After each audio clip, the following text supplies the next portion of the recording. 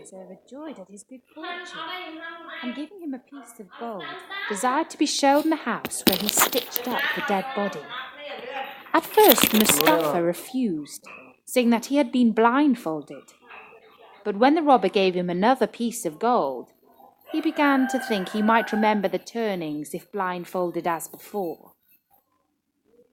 This means succeeded. The robber partly led him, and was partly guided by him, right in front of Kasim's house, the door of which the robber marked with a piece of chalk. Then, well pleased, he bade farewell to Baba Mustapha and returned to the forest. By and by, Morgiana, going out, saw the mark the robber had made, quickly guessed that some mischief was brewing, and fetching a piece of chalk, marked 2 or 3 doors on each side. The thief, meantime, told his comrades of his discovery. The captain thanked him, and bade him show him the house he had marked. But when they came to it, they saw that 5 or 6 of the houses were chalked in the same manner. The guide was so confused that he knew not what answer to make, and when they returned, he was at once beheaded for having failed. Another robber was sent out, and having won over Baba Mustapha, marked the house in red chalk. But as Morgiana was again too clever for them, the second messenger was put to death also. The captain now resolved to go himself, but, wiser than the others, he did not mark the house, but looked at it so closely that he could not fail to remember it. He returned, and ordered his men to go into the neighbouring villages and buy 19 mules and 38 leather jars, all empty except one, which was full of oil. The captain put one of his men, fully armed, into each, rubbing the outside of the jars with oil. Then the 19 mules were loaded with 37 robbers in jars, and the jar of oil, and reached the town by dusk.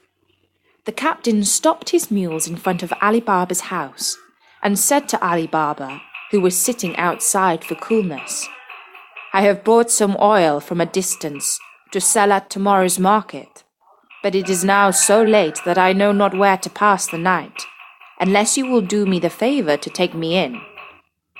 Though Ali Baba had seen the captain of the robbers in the forest, he did not recognize him in the disguise of an oil merchant. He bade him welcome, opened his gates for the mules to enter, and went to Morgiana to bid her prepare bed and supper for his guest. He brought the stranger into his hall, and after they had supped, went again to speak to Morgiana in the kitchen, while the captain went into the yard under pretence of seeing after his mules, but really to tell his men what to do. Beginning at the first jar, and ending at the last, he said to each man, "As soon as I throw some stones from the window of the chamber where I lie, cut the jars open with your knives and come out, and I will be with you in a trice." He returned to the house, and Morgiana led him to his chamber. She then told Abdullah, her fellow slave, to set on the pot some broth for her master, who had gone to bed. Meanwhile her lamp went out, and she had no more oil in the house. "Do not be uneasy," said Abdullah. "Go into the yard and take some out of one of those jars." Morgiana thanked him for his advice, took the oil pot, and went into the yard. When she came to the first jar, the robber inside said softly, "Is it time?" Any other slave but Morgiana, on finding a man in the jar instead of the oil she wanted, would have screamed and made a noise. But she, knowing the danger her master was in, bethought herself of a plan, and answered quietly, "Not yet, but presently." She went to all the jars, giving the same answer, till she came to the jar of oil. She now saw that her master, thinking to entertain an oil merchant, had let 38 robbers into his house. She filled her oil pot, went back to the kitchen, and having lit her lamp, went again to the oil jar and filled a large kettle full of oil. When it boiled, she went and poured enough oil into every jar to stifle and kill the robber inside. When this brave deed was done, she went back to the kitchen, put out the fire and the lamp, and waited to see what would happen. In a quarter of an hour, the captain of the robbers awoke, got up, and opened the window. As all seemed quiet, he threw down some little pebbles which hit the jars. He listened, and as none of his men seemed to stir, he grew quite uneasy and went down into the yard. On going to the first jar and saying, "Are you asleep?" he smelt the hot boiled oil and knew at once that his plot to murder Ali Baba and his household had been discovered. He found all the gang was dead, and missing the oil out of the last jar, became aware of the manner of their death. He then forced the lock of a door leading into the garden, climbed over several walls, and made his escape. Morgiana heard and saw all this, and rejoicing at her success, went to bed and fell asleep.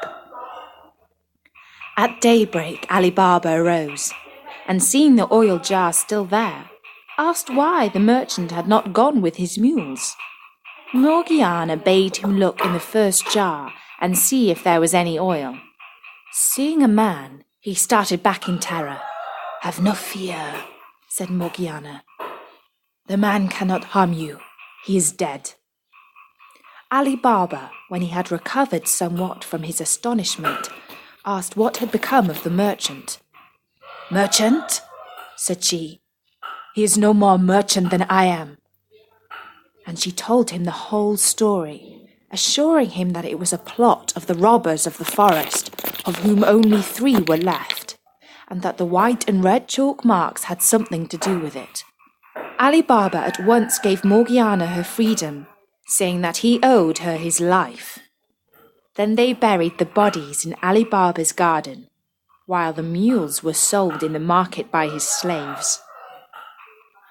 The captain returned to his lonely cave, which seemed frightful to him without his lost companions, and firmly resolved to avenge them by killing Ali Baba.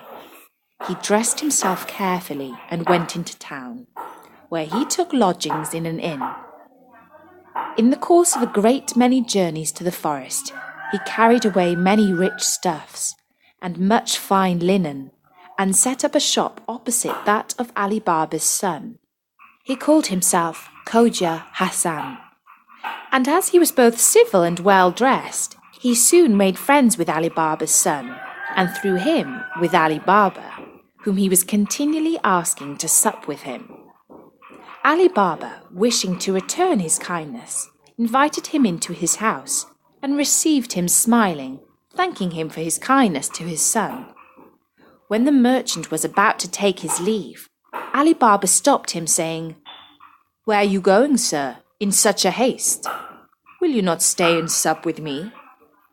The merchant refused, saying that he had a reason, and on Ali Baba's asking him what that was, he replied, it is, sir, that I can eat no food that has salt in it." "If that is all," said Ali Baba, "let me tell you that there shall be no salt in either the meat or the bread that we eat tonight." He went to give this order to Morgiana, who was much surprised. "Who is this man," said she, "who eats no salt with his meat?" "He is an honest man, Morgiana," returned her master. "Therefore do as I bid you."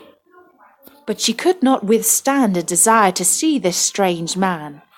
So she helped Abdullah to carry up the dishes, and saw in a moment that Khoja Hassan was the robber captain, and carried a dagger under his robes.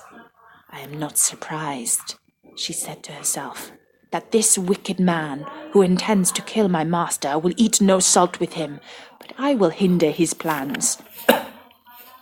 She sent up the supper by Abdullah, while she made ready for one of the boldest acts that could be thought on. When the dessert had been served, Khoja Hassan was left alone with Ali Baba and his